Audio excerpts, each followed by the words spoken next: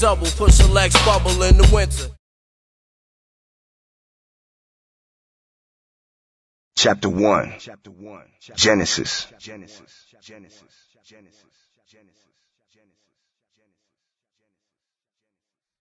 Here's a brief family history, because these are the pieces of my puzzle that are most important.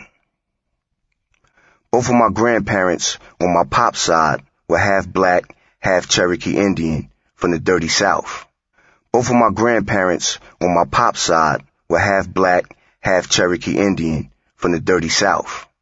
Both of my grandparents on my pop's side were half black, half Cherokee Indian from the dirty South.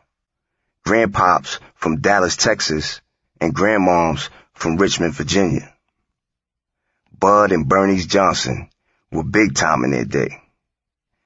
Grandmoms who had a rare combination of dark brown skin, very soft, straight hair, was one of the first Cotton Club dancers at the world-famous nightclub in Harlem.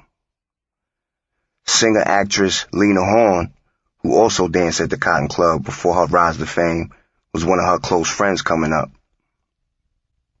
In order to be a black person inside that club, your complexion had to be lighted in a brown paper bag, or you had to be part of the entertainment or the help. And that's where my grandparents met.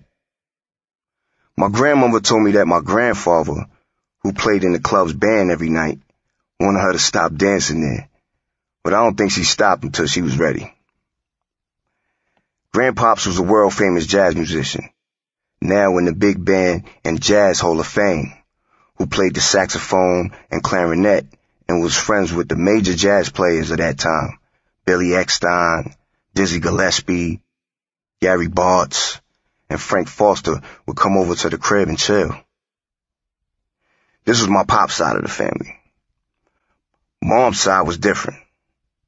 On my mom's side, my great-great-great-grandpops, William Jefferson White, and great-great-great-grandmoms, Josephine White, were 5% black and 95% Irish.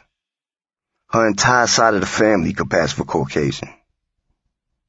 Great-great-great-grandpops wasn't a joke. He was a minister who founded and built Morehouse College in the basement of his Baptist church in Augusta, Georgia. He was a minister who founded and built Morehouse College in the basement of his Baptist church in Augusta, Georgia. He was a minister who founded and built Morehouse College in the basement of his Baptist church in Augusta, Georgia in 1867. When I found that out, I had to pick my jaw from off the floor.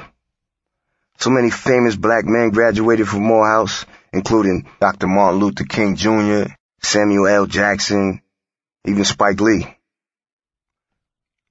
I bumped into my boy from Left Rack, Shamik's homeboy, E. Moneybags, on my way to Chung King's studio by the Holland Tunnel in Manhattan. Bags and I always randomly crossed paths. He loved Mobb Deep. "You the god, Pete. You're killing these niggas with Quiet Storm," he said.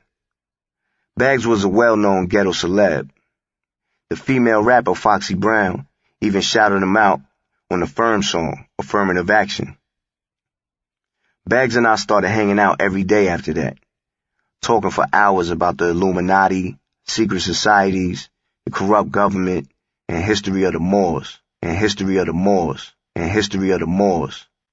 Our appetite for hidden knowledge was the main thing we had in common.